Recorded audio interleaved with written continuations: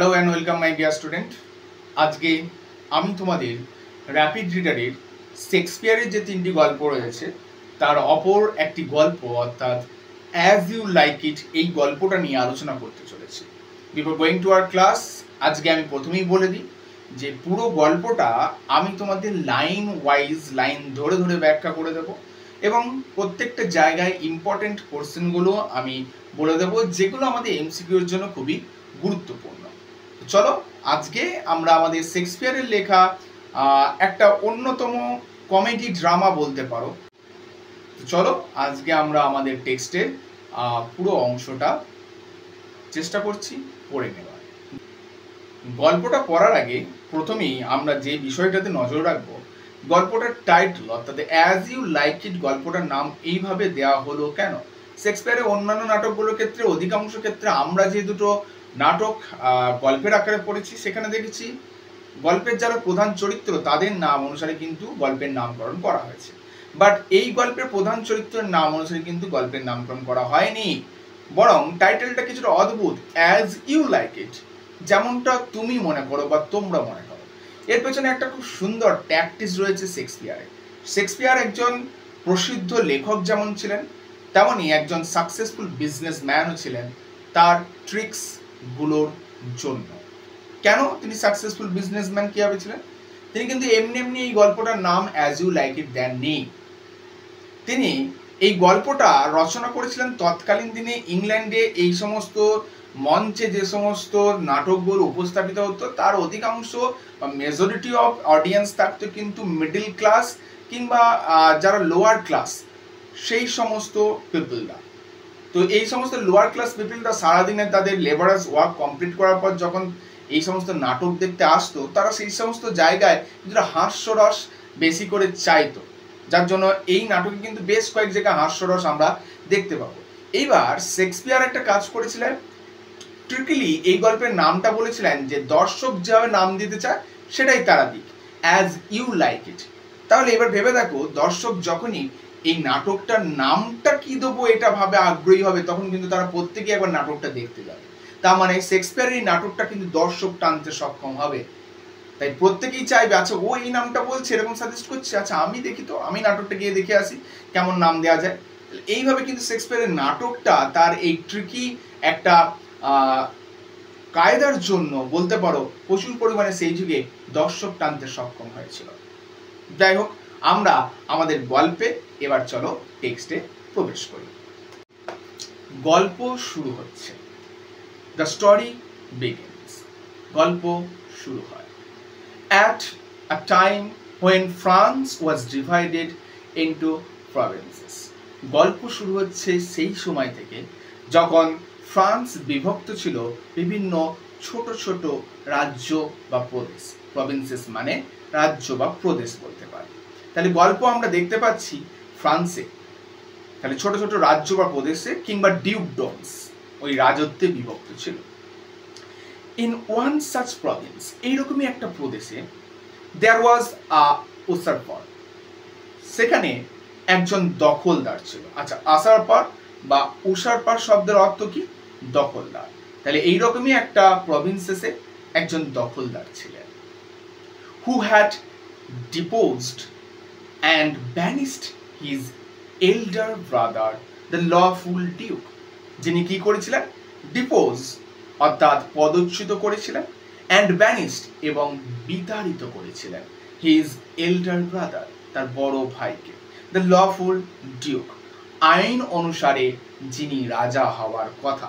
অর্থাৎ আমরা দেখতে পাচ্ছি ছোট ভাই বড় ভাইকে সিংহাসনচ্যুত করেছে এবং তাকে রাজ্য থেকে বিতাড়িত করেছে, তার মানে পুরোপুরি সিংহাসনের লোভে সমস্ত ঘটনাটা ঘটেছে। আইনত এই বড় ভাই কিন্তু সিংহাসনের প্রকৃত দখলদার, কিন্তু সেই ঘটনাটা ঘটতে দেয়া হয়নি। এরপর কি বলছে দেখো, the Duke who was driven away from the kingdom, রাজা যাকে সেই রাজত্ব থেকে তাড়িয়ে দেওয়া হয়েছিল, তার মানে সেই বড় রাজার কথা বলা হচ্ছে কিন্তু আমাদের, বাই হিজ ইয়ঙ্গার ব্রাদার ছোট ভাইয়ের দ্বারা, রিটায়ার্ড টু দ্য ফরেস্ট, তিনি এক জঙ্গলে গিয়ে আশ্রয় নিয়েছিলেন। এবং জঙ্গলটা কোথায় এটা আমরা আন্ডারলাইন করে রাখবো, এখান থেকে আমাদের কোশ্চেন আসবে। ফরেস্ট অফ আর্ডেন, আর্ডেন বলে একটি জায়গা বা প্রভিন্সেস রয়েছে, সেই প্রভিন্সেসের এক জঙ্গল হচ্ছে কি ফরেস্ট অফ আর্ডেন। ঠিক আছে, এরপর কি বলা হচ্ছে দেখো,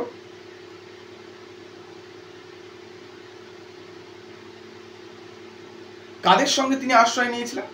along with his faithful followers, তার যারা বিশ্বস্ত ফলোয়ার অর্থাৎ প্রজা ছিলেন তাদের সঙ্গে। তাহলে আমাদের যে ডিউক ছিল সেই ডিউকের কিন্তু বেশ কিছু বিশ্বস্ত প্রজা ছিল, সেই বিশ্বস্ত প্রজাদের সঙ্গে গিয়ে আমাদের যে বড় ডিউক অর্থাৎ যিনি লফুল ডিউক তিনি কিন্তু আশ্রয় নিয়েছিলেন। ওকে, বেশ। These people soon got accustomed to the to the lazy life of the forest. এই লোকজনরাও খুব দ্রুত অভ্যস্ত হয়ে গেছিল, অ্যাকাস্টমড মানে অভ্যস্ত হয়ে যাওয়া, জঙ্গলের অলস জীবন নিয়ে। জঙ্গলের জীবনকে অলস কেন বলা হয়েছে? কারণ জঙ্গলের মধ্যে মানুষের মধ্যে ব্যস্ততা থাকে না, সেভাবে কাজকর্ম নেই, তো শিকার করা, ঘোরাফেরা করা এই সমস্তই কেবল তাদের কাজ। তো জঙ্গলের জীবনটা অনেক বেশি অলস বা বলতে পারো অনেক বেশি আরামদায়ক বলা হয়েছে। ঠিক আছে, এরপর কি বলা হচ্ছে দেখো, and they felt it to be more relaxing than the life of a court. এবং তারা এই কোর্ট বা রাজসভার জীবনের থেকে জঙ্গলের জীবনটা অনেক বেশি আরামদায়ক বলে মনে করত। কারণ তাদের মনে হতো রাজসভার মধ্যে এখানে কোনো চাপাচাপি নেই, কোনো দ্বন্দ্ব নেই, কোনো হাঙ্গামা নেই, কোনো মানুষের কমপ্লেন নেই, এখানে একেবারেই নিজেদের মতন করে বাঁচা। এর পরের লাইনে কি বলছে দেখো, পরের লাইনে বলা হচ্ছে, they led the life like that of Robin Hood of England. তারা জঙ্গলে রবিন হুডের মতো জীবন কাটাচ্ছিল। এই রবিন হুড কোথাকার অধিবাসী বলা হয়েছে? ইংল্যান্ড। রবিন হুড কে ছিলেন? রবিন হুডের ইতিহাস কি? রবিন হুড একজন বিখ্যাত ব্যক্তি ছিলেন যিনি মূলত লুটপাটের কাজ করতেন। যদিও তিনি লুটপাটের কাজ করতেন তবুও তার এই লুণ্ঠিত অর্থ তিনি কিন্তু গরিবদের মাঝে বিলিয়ে দিতেন, এবং এই কারণেই গরিবের রাজা হিসাবে বিখ্যাত ছিলেন রবিন হুড। তো তারা ওই রবিন হুডের মতোই জীবন কাটাচ্ছিল, তার মানে তারাও গরিবদের সহায়তা করে জীবন কাটাচ্ছিল। এরপর কি বলা হচ্ছে দেখো, and to this forest many noble youths came and spent their leisure time as they did in the golden age. এবং এই জঙ্গলে অনেক যুবক আসতো এবং এসে তাদের অবসর সময় কাটাতো, যেমনটা তাদের গোল্ডেন এজে তারা করতো, অর্থাৎ স্বর্ণ যুগে তারা করতো। আচ্ছা, কোন যুগটাকে স্বর্ণ যুগ কেন বলা হয়েছে? আমাদের যিনি লফুল ডিউক ছিলেন অর্থাৎ যিনি বড় রাজা, অ্যাকচুয়াল রাজা যিনি, তার আমলে তারা যে সময়টা কাটিয়েছে সেই সময়টাকে গোল্ডেন এজ বলা হচ্ছে। এবার কি বলা হচ্ছে, in summer they took rest under the shade of the trees. গ্রীষ্মে তারা গাছের ছায়ার নিচে আশ্রয় নিত। Watching the playful sports of the forest deer, বনের বা জঙ্গলের হরিণের সুন্দর খেলা দেখতে দেখতে। তাহলে একটা অপূর্ব প্রাকৃতিক সৌন্দর্যের উদাহরণ আমরা এখানে দেখতে পাচ্ছি। তারপর কি করতে থাকে, তারপর বলা হচ্ছে, they even felt sad that they had to kill those deers for food. তারা এই হরিণদের খেলা দেখতো এবং তারা খুবই দুঃখিত অনুভব করতো যে এই হরিণগুলোকেই তাদের হত্যা করতে হবে তাদের খাদ্যের জন্য। দেখো, আমরা অনেক সময় অনেক কিছু চাইলেও সবসময় সমস্ত কিছু আমাদের হাতে থাকে না। এই ব্যক্তিরা হয়তো হরিণগুলোকে মারতে চাইতো না, বাট খাদ্যের স্বার্থে অর্থাৎ বেঁচে থাকার স্বার্থে তাদেরকে এটা করতে হতো। এবার কি বলা হচ্ছে দেখো, ইন উইন্টার, শীতকালে, when the cold wind blew, যখন ঠান্ডা বাতাস বয়ে যেত, the duke suffered from cold. এই আমাদের যিনি রাজা তিনি ঠান্ডায় ভুগতেন। ঠান্ডায় ভুগতেন মানে প্রচন্ড ঠান্ডা তিনি সহ্য করতেন আর কি জঙ্গলের মাঝে। বাট সেইড, কিন্তু এত ঠান্ডা সহ্য করেও তিনি বলতেন, কি বলতেন, this chilling winds which blow upon my body, এই যে ঠান্ডা শীতল বাতাস যেটা আমার শরীরের ওপর দিয়ে বয়ে যাচ্ছে, আর ট্রু কাউন্সিলার্স, এরাই আমার প্রকৃত জ্ঞানদাতা। কাউন্সিলার্স বলতে যারা পরামর্শ দান করে থাকেন। কেন কেন এই কথা বলতে যে এরাই আমার প্রকৃত জ্ঞানদাতা বা পরামর্শদাতা? এ কথা বলার পেছনে নিশ্চয়ই তার কিছু কারণ ছিল বা রাজার নিশ্চয়ই কিছু কারণ ছিল। কি বলছেন দেখো, দে ডু নট ফ্ল্যাটার, এরা কোনোদিন তোষামত করে না। দেখো, এই দুনিয়ায় অয়েলিং করার বা তোষামত করার লোকের কিন্তু কোনো অভাব হয় না। একটা কথা মাথায় রেখো, যে জিনিস যত বেশি ক্যাচ ক্যাচ করে সেই জিনিসের তত বেশি করে কিন্তু অয়েলিং করা হয়। তবে যদি কোনো একটা বড় যন্ত্রের কোনো একটা পার্টসকে বাদ দেওয়ার গল্প আসে, তবে সেক্ষেত্রে প্রথম বাদ পড়ে কিন্তু ওই পার্টসটাই যেটা ক্যাঁচ ক্যাঁচ করে আওয়াজ করে, এবং যাতে লোকেরা অয়েলিং করে, তেল দেয়। তাহলে দেখো, সমাজে যত তোমাকে তেল দেওয়া হবে তত জেনে রেখো অ্যাকচুয়ালি এই সমাজ কিন্তু তোমাকে একদিন যখন সময় আসবে সবার প্রথম তোমাকেই তোমার ওই জায়গা থেকে উৎপাটন করবে, সরিয়ে দেবে। তাই রাজা বলছে এরাই আমার প্রকৃত কাউন্সিলর, কারণ এরা বাকিদের মতো তোষামত করে না, এরা আমাকে ভুলটা ভুল এবং ঠিকটা ঠিক বুঝতে শেখায়। পাশাপাশি এরা আমাকে বুঝতে শেখায় আমার সীমাবদ্ধতা কতটা, অর্থাৎ প্রকৃতির সামনে আমি কতটা অসহায়। আমি রাজা হলেও আমি প্রকৃতির ঠান্ডাকে কন্ট্রোল করতে পারবো না, আমি প্রকৃতির উষ্ণতাকেও কন্ট্রোল করতে পারবো না, অর্থাৎ আমার একটা লিমিটেশন আছে। এরপর কি বলছে দেখো, but represents truly to me my condition, এরা আমাকে আমার প্রকৃত দশাটা আমার সামনে তুলে ধরে। বাট দো দে বাইট শার্পলি, যদিও তারা খুব তীক্ষ্ণভাবে কামড়ায়, এখানে কামড়ায় মানে তীক্ষ্ণভাবে ঠান্ডাটা লাগে সেই কথাটা বলা হয়েছে। There tooth is nothing like as keen as that of unkindness and ingratitude, বলা হচ্ছে এই শীতল বাতাস আমাকে তীক্ষ্ণভাবে কামড়ায়, তবে এদের এই কামড় ওই ইনগ্র্যাটিটিউড অর্থাৎ অশ্রদ্ধা এর কামড়ের মতো এতটাও আনকাইন্ডনেস পূর্ণ অর্থাৎ দয়া মায়াহীন নয়।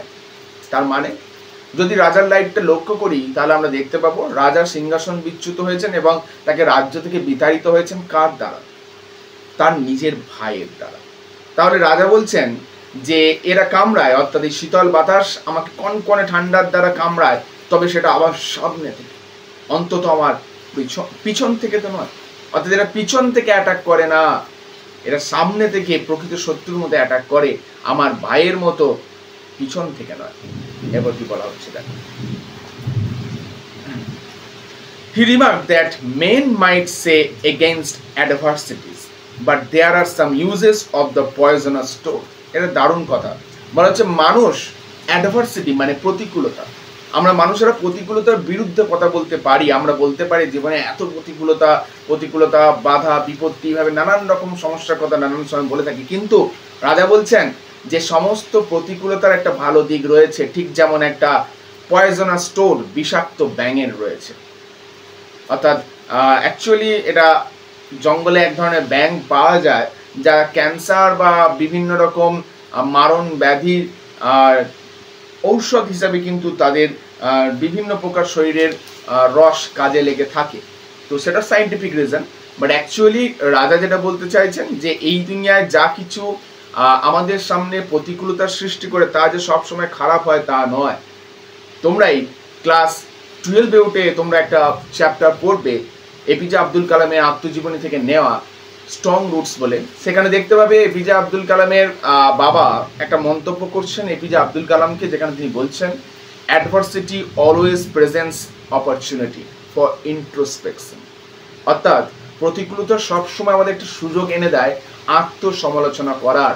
তাই সেই সেম কথাটা রাজাও বলছেন যে হ্যাঁ, আমাদের প্রত্যেকের জীবনে একটা প্রতিকূলতা থাকা দরকার, কারণ প্রতিকূলতা না থাকলে আমরা নিজেদের ত্রুটিটা কোথায় সেটা শিখতে পারবো না। প্রতিকূলতা না থাকলে প্রতিকূলতা বা সমস্যাকে জয় করে কিভাবে সামনের দিকে এগিয়ে যেতে হয় সেটাও কিন্তু আমরা শিখতে পারবো না যদি আমাদের জীবনে প্রতিকূলতা না আসে। এরপর কি বলা হচ্ছে দেখো, in this way the Duke drew lessons, এভাবেই রাজা জ্ঞান অর্জন করতেন বা শিক্ষা অর্জন করতেন ফ্রম নেচার, প্রকৃতি থেকে। And he found tongues in tree, এবং তিনি গাছেদের মধ্যে জীবকে খুঁজে পেতেন। Books in the flowing stream, বয়ে চলা নদীর মাঝে বইকে খুঁজে পেতেন। সারমনস অর্থাৎ বাণী খুঁজে পেতেন ইন স্টোনস, পাথরের মধ্যে। অ্যান্ড গুড ইন এভরিথিং, এবং সমস্ত কিছুর মধ্যে তিনি একটা ভালো দিক আছে বলে খুঁজে পেতেন। এবার তোমাদের প্রশ্ন হতে পারে একে একে যে স্যার রাজা কিভাবে টাং বা জীব খুঁজে পেতেন ট্রিজ, গাছের মধ্যে? আচ্ছা, গাছেদের মধ্যে কি জীব খুঁজে পাওয়া সম্ভব? না। অ্যাকচুয়ালি রাজা কি বলতে চাইছেন যে গাছের কাছ থেকে রাজা শিক্ষা অর্জন করতেন। কিসের শিক্ষা? ধৈর্যশীলতার শিক্ষা। দেখো গাছ, তাকে আমরা এত অত্যাচার করি, কেটে ফেলি, তবু গাছ কিন্তু কোনোদিন প্রতিবাদ করে না, ধৈর্যশীলতার সঙ্গে মুখ বুঝে সমস্ত কিছুকে মেনে নেয়। অর্থাৎ গাছ আমাদের শেখায় যে কিভাবে ধৈর্যশীল হতে হয়। তাহলে গাছ এই শিক্ষা আমাদের দেয়। সেই কারণে বলা হয়েছে গাছেদের জীব, মানে কথা বলা হচ্ছে, এর মধ্যে এই গাছের মধ্যে একটা পার্সনিফিকেশন অ্যাপ্লাই করা হয়েছে, আমরা দেখতে পাচ্ছি। একইভাবে কি বলা হয়েছে দেখো, books in the flowing stream, নদীর মধ্যে, বয়ে চলা নদীর মধ্যে আমরা বই খুঁজে পাই, বা রাজা বই খুঁজে পান। বয়ে চলা নদীর মধ্যে কি বই ভেসে ভেসে যায় বলছো? না, অ্যাকচুয়ালি জিনিসটা কি হয়, বই আমাদের শিক্ষা দেয়, লাইফের বিভিন্ন লেসন শেখায়। নদীও কিন্তু তেমনভাবে লাইফের বিভিন্ন লেসন শেখায়। যদি একটু খুব ভালো করে লক্ষ্য করো, দেখতে পাবে যে হিউম্যান লাইফ এবং নদীর যে প্রবাহ, সেটা সম্পূর্ণরূপে একে অপরের সাথে ওতপ্রোতভাবে সম্পর্কিত। কিভাবে সম্পর্কিত? যদি নদীর গতিকে আমরা দেখি, তার তিনটে গতি দেখতে পাই, উচ্চ, মধ্য এবং নিম্ন গতি। মানুষের জীবনও ঠিক এই তিনটে পর্যায়ে থাকে, জীবনের উচ্চ পর্যায়, মধ্য পর্যায় এবং জীবনের নিম্ন পর্যায়। নদী যেমন তার উচ্চ গতিতে একেবারে সমস্ত কিছুকে ভেঙে চুড়ে সামনের দিকে বাধাহীনভাবে এগিয়ে যায়, মানুষও যখন যুবক থাকে তখনও ঠিক নদীর উচ্চ গতির মতোই বেপরোয়া এবং একেবারে অপ্রতিরোধ থাকে। আবার মধ্য গতিতে নদী যখন আসে, সে দেখো আস্তে আস্তে স্তিমিত হয়, তখন সে একই সঙ্গে ক্ষয় কাজ এবং সঞ্চয় কাজ দুটোই করতে থাকে। মানুষের জীবনের যখন মধ্য পর্যায়ে আসে বা মিডলে যে আসে, তখন সে বুঝতে শেখে যে কিভাবে সঞ্চয় করতে হয়। তখনও তার মধ্যে ক্ষয় করার ক্ষমতা থাকে, তাই সে অল্প অল্প ক্ষয়ও করে, আবার সঞ্চয়ও করে। অর্থাৎ মানুষ অনেক বেশি স্টেবল হতে শুরু করে ধীরে ধীরে। আর নদীর নিম্ন গতির দিকে যদি লক্ষ্য করো, তাহলে দেখতে পাবে নিম্ন গতিতে নদী শুধুই সঞ্চয় করে, এবং সঞ্চয় করে নদীর বুকে গড়ে ওঠে বিভিন্ন দ্বীপ, বদ্বীপ। মানুষের নিম্ন গতিবান জীবনের একেবারে নিম্ন পর্যায় বা অন্তিম পর্যায়ে মানুষের জীবনেও ঠিক এরকম ছোট ছোট বদ্বীপ গড়ে ওঠে। এবং এই বদ্বীপগুলো কিসের জন্য? রোগ, অসুখ, এই সমস্ত কিছু। তাহলে দেখো, নদী এবং মানুষের মধ্যে একটা অভূতপূর্ব মিল রয়েছে। তাই কবি বলছেন, বয়ে চলা নদীর মধ্যে আমি বইকে খুঁজে পাই। আবার বলছেন, পাথরের মধ্যে সারমন্স, অর্থাৎ বাণী খুঁজে পাই। পাথরের মধ্যে বাণী কেন খুঁজে পাই? দেখো, পাথরের কাছ থেকে রাজা হয়তো দুরকম, একই রকম ভাবে গাছের মতোই পাথর আমাদের সহিষ্ণুতার ধর্ম শেখায়, কিভাবে সবকিছুকে সহ্য করতে হয় এবং সবকিছুকে মাথা তুলে নিয়ে মেনে নিয়ে চলতে হয়। তাহলে পাথর আমাদেরকে শেখায় যে হাজার প্রতিকূলতার মাঝেও কিভাবে স্ট্রং থাকা যায়। তাহলে রাজা এইভাবেই প্রকৃতির বিভিন্ন উপাদান থেকে জীবনের বিভিন্ন লেসন কালেক্ট করেন। এরপর কি বলা হচ্ছে দেখো, the banished duke had a daughter. এইবার আমরা রাজার আস্তে আস্তে ব্যাকগ্রাউন্ডে পরিচয় পেতে চলেছে। দেখতে পাচ্ছি আমাদের বিতাড়িত রাজার একজন কন্যাও আছে, নেমড রোজালিন্ড। হ্যাঁ, এই বিতাড়িত রাজার কন্যা রোজালিন্ডই হলেন আমাদের গল্পের নায়িকা। অবশ্যই আমরা তার নামটা স্মরণে রাখবো। তাহলে রাজার কন্যার নাম Rosalind. And like her father, এবং তার বাবার মতোই, she was also thrown out of the dukedom. তাকেও কিন্তু তার রাজত্ব থেকে তাড়িয়ে দেওয়া হয়েছিল। স্বাভাবিক ব্যাপার, বাবাকে তাড়িয়ে দিলে মেয়েকে কেন রাখবে? তো রোজালিন্ডকেও তাড়িয়ে দেওয়া হয়েছিল। বাট, কিন্তু এখানে একটা কিন্তু আছে। কি কিন্তু আছে? But she still remained in the palace. কিন্তু তার সত্ত্বেও রোজালিন্ড প্যালেসে, অর্থাৎ রাজপ্রাসাদে থাকতো। কিভাবে? বিতাড়িত করে দেওয়ার পর আবার রাজপ্রাসাদে কিভাবে থাকতে পারে? দেখি কি কারণে থাকছে। দেখো কি বলা হচ্ছে, being the companion of Celia, সিলিয়ার সঙ্গী হিসেবে। তাহলে এবার আর একটা নতুন চরিত্রের নাম পেলাম, দ্যাট ইজ সিলিয়া। তাহলে রোজালিন্ডকে বিতাড়িত করা হয়েছিল তার বাবার সঙ্গে, কিন্তু তার সত্ত্বেও রোজালিন্ড রাজ দরবারে বা রাজ প্যালেসে রয়ে গেছে। কিভাবে? সিলিয়ার সঙ্গী হিসেবে। নাও হু ইজ দিস সিলিয়া? এই সিলিয়াটা কে? দেখি, দ্য প্রেজেন্ট ডিউকস ডটার, বর্তমান রাজা, অর্থাৎ আমাদের যিনি ইয়ঙ্গার ডিউক ছিলেন তার কন্যা। তাহলে দুজনের পরিচয় আমরা নতুন ক্যারেক্টারে পেলাম। প্রথম পরিচয় পেয়েছিলাম younger duke and the banished duke, অর্থাৎ এল্ডার ডিউক। তারপরে ব্যানিশড ডিউকের কন্যা রোজালিন্ডের পরিচয় পেলাম। এখন আবার আরেকজন মেয়ে সিলিয়ার পরিচয় পেলাম, যেটা এখন যিনি রাজা আছেন অর্থাৎ ইয়ঙ্গার ডিউক তার কন্যা। এরপর কি বলা হচ্ছে দেখো, the discord between the duke and the brother did not at all affect the friendship between the two sisters। অর্থাৎ দুই ভাইয়ের, অর্থাৎ দুই ডিউকের মধ্যে মতবিরোধ বা দ্বন্দ্ব কখনোই এই দুই বোনের মধ্যে বিভেদ সৃষ্টি করতে পারেনি। তাহলে এখান থেকে আমরা বুঝতে পারছি রোজালিন্ড এবং সিলিয়া দুজন খুব ভালো বন্ধুও বলতে পারি, দুজন খুব ভালো বোনের পাশাপাশিও। অর্থাৎ এরা দুজন একে অপরের জন্য সমস্ত রকম কাজ করতে রাজি। আমরা দেখতে পাবো গল্পসূত্রে পরবর্তীতে যেটা কিভাবে একে অপরকে সহায়তা করছে। এবং তাহলে এই ক্ষেত্রে দেখো একটা কথা আমরা বলতে পারি, রোজালিন্ড কেমন ক্যারেক্টার আমরা এখনো পরিচয় পাইনি, সেটা পাবো, বাট অন্তত সিলিয়ার এইটুকু বৈশিষ্ট্য আমরা বলতে পারি যে সিলিয়া রোজালিন্ডকে অত্যন্ত ভালোবাসে। আদারওয়াইজ তার বিতাড়িত দিদি সে তো তারই প্রতিদ্বন্দ্বী হয়ে উঠতে পারে, কিন্তু তার সত্ত্বেও দেখো সে রোজালিন্ডকে রেখে দিচ্ছে তার কাছে। তাহলে এটা একটা সিলিয়ার বড় মনের বা উদারতার বা কাইন্ডনেসের পরিচয় কিন্তু বহন করে। এরপর কি বলছে দেখো, in fact Celia tried to comfort Rosalind whenever she became sad thinking of her father। দেখো শুধু সিলিয়া যে রোজালিন্ডকে রেখে দিয়েছে তাই নয়, এবং সে সমস্ত রকম ভাবে চেষ্টা করে রোজালিন্ডকে কিভাবে আনন্দে রাখা যায় যখন রোজালিন্ড তার বাবার জন্য মন খারাপ করে। এবার কি বলা হচ্ছে, ওয়ান ডে, একদিন, when Celia was talking to Rosalind, একদিন সিলিয়া যখন রোজালিন্ডের সঙ্গে কথা বলছিল, in her usual kind manner, তার সাধারণ দয়া পরবশ স্বভাবের সঙ্গে। তাহলে আমরা দেখতে পাচ্ছি যে সিলিয়া কি করছে, রোজালিন্ডের সঙ্গে কিন্তু সবসময় দয়া পরবশত বা খুব নম্রভাবে কথা বলে। A messenger came with news। তারা যখন কথা বলছে ঠিক সেই সময় একজন মেসেঞ্জার বা বার্তাবাহক একটা খবর নিয়ে এলেন, that there would be a wrestling match, সেখানে একটা কুস্তি বা মল্লযুদ্ধ হবে যাকে বলতে পারি। And they could go and watch that if they so wanted. অর্থাৎ সিলিয়া এবং রোজালিন্ড যদি চায় তারা সেখানে গিয়ে যুদ্ধটা দেখতে পারে। তৎকালীন দিনে কি করা হতো, এই রাজা রানীদের দরবারে বিভিন্ন রকম মল্লযুদ্ধের আয়োজন করা হতো, এবং একমাত্র এই মল্লযুদ্ধে বিভিন্ন পর্দার আড়ালে থেকে মহিলারাও কিন্তু এই যুদ্ধটাকে এনজয় করতে পারতেন। এবার কি বলা হচ্ছে দেখো, Celia agreed to go thinking that it would amuse Rosalind. Celia বলে হ্যাঁ ঠিক আছে আমরা যাব। সিলিয়া কিন্তু নিজের জন্য ভেবে যাওয়ার সম্মতিটা দিল না।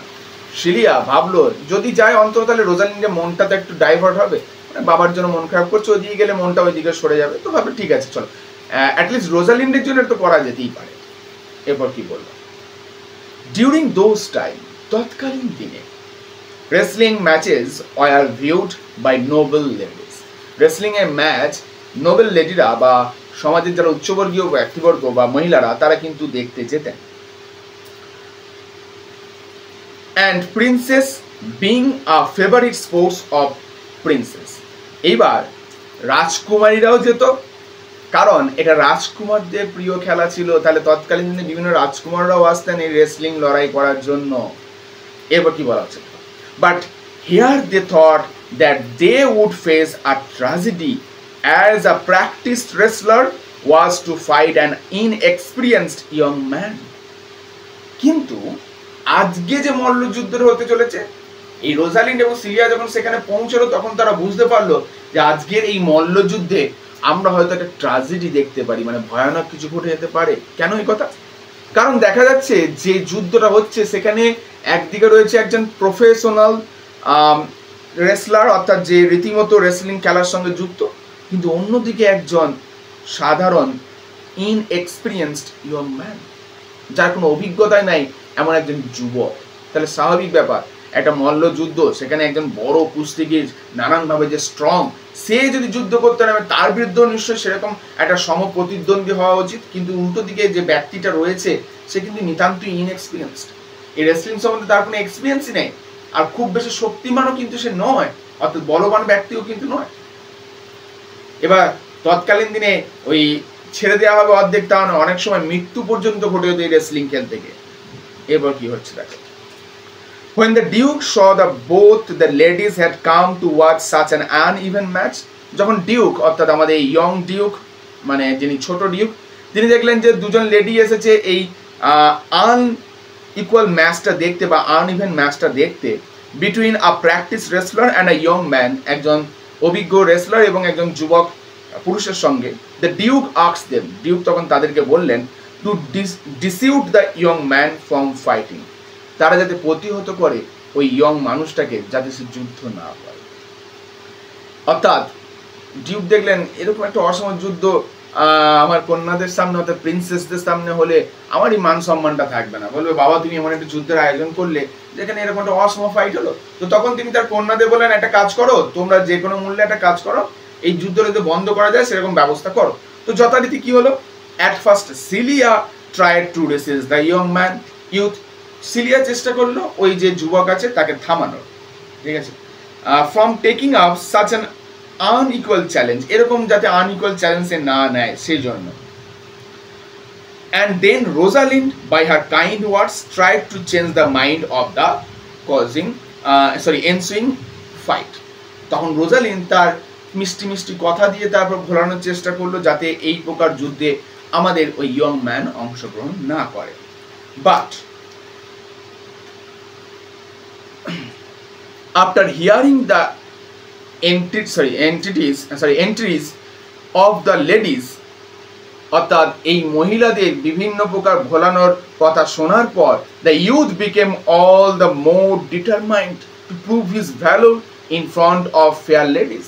এবার ইয়ং ম্যান তখন আবার আরো বেশি ডিটারমাইন্ড হয়ে গেল যে আমি আমার ভ্যালোর বা বীরত্ব দেখাবো এই যুবতী মহিলাদের সামনে। স্বাভাবিক ব্যাপার, একজন যুবক পুরুষের কাছে দুজন যুবতী গিয়ে বলছে না না তুমি লড়াই করো না, তুমি জিততে পারবে না। আরে যুবকের রক্ত আরো টকবক করে ফুটবে, কি আমি পারবো না মানে, তোমরা জানো আমি কত শক্তিমান, দেখাতে হবে তো। প্রিন্সেসদের সামনে বলে কথা, পারি বা না পারি করতেই হবে, লড়াই করতেই হবে, হার মানা যাবে না। যদি তুমি আগে থেকে হার মেনে নাও তাহলে তুমি সম্পূর্ণ হেরে গেলে, তাই না, মানে ভয়ে পিছিয়ে আসা যাবে না। তো এই ইয়ং ম্যান তখন আবার ডিটারমাইন্ড হয়ে গেল, না আমি লড়াই করবো। এবার কি বলছে দেখি,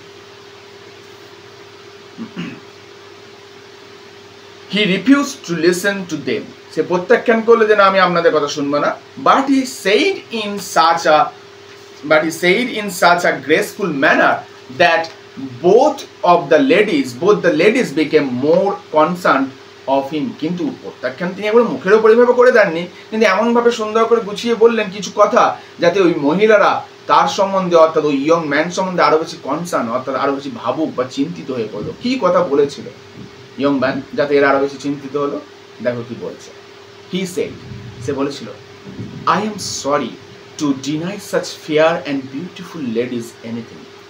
অর্থাৎ ওই ইয়ং ম্যান বলেছিল আমি খুবই দুঃখিত যে আপনাদের মতো সুন্দরী মহিলাদের প্রস্তাব আমাকে প্রত্যাখ্যান করতে হচ্ছে। he also said, সে আরো বলেছিল, that he would like the ladies to wish for him. আমি চাইবো আপনারা আমার জন্য উইশ করুন, আমাকে না থামিয়ে আপনারা আমাকে চিয়ার আপ করুন। and if he was defeated, এবং তিনি যদি পরাজিত হন, he would not be ashamed, তিনি লজ্জিত বোধ করবেন না। and even if he was killed, এবং এমনকি সে যদি মারাও যায়, there was no one to lament for him in the world, বা in this world. তাহলে এই কথাটা হয়তো এই মহিলাদের নাড়া দিয়েছিল। কি বলছে, আমি যদি মারাও যাই তবে আমার জন্য ল্যামেন্ট বা শোক করার জন্য এই পৃথিবীতে কেউ নেই। তার মানে আমরা সামাও বুঝতে পারছি যে এই ইয়ং ম্যান বোধ হয় কাইন্ড অফ অরফান বা অনাথ বলতে পারি। হ্যাঁ, আমরা এখন জানি না সে অরফান বা অনাথ কিনা, অন্তত তার কথা শুনতে এটাই মনে হচ্ছে। সে যখন বলছে যে আমার জন্য দুঃখ করার জন্য এই দুনিয়ায় কেউ নেই, তাহলে আমরা কি ধরে নিতে পারি। এরপর কি বলছে দেখো, he said that he was only a person who filled up a space in this world and it would be better supplied if he vacated his space. দেখো এবার এই পুরুষটি কিন্তু একটু নিজেকে আইসোলেটেড ফিল করছে, বঞ্চিত অনুভব করছে। সে বলছে আমার মনে হয় এই দুনিয়া আমি নিতান্তই একা, এবং ভালো হবে আমি যে এই দুনিয়ার জায়গাটা পূর্ণ করে রেখেছি সেটা অনেকটা আবর্জনা রূপে। এই দুনিয়ার জায়গাটা যত তাড়াতাড়ি আমি ছেড়ে দেবো ততই ভালো হবে। অর্থাৎ আমি মারা গেলে কিচ্ছু যাবেও না, কিচ্ছু আসবেও না। এরপর কি হচ্ছে দেখো, দ্য রেসলিং ম্যাচ বিগেন, এবার কুস্তি শুরু হলো।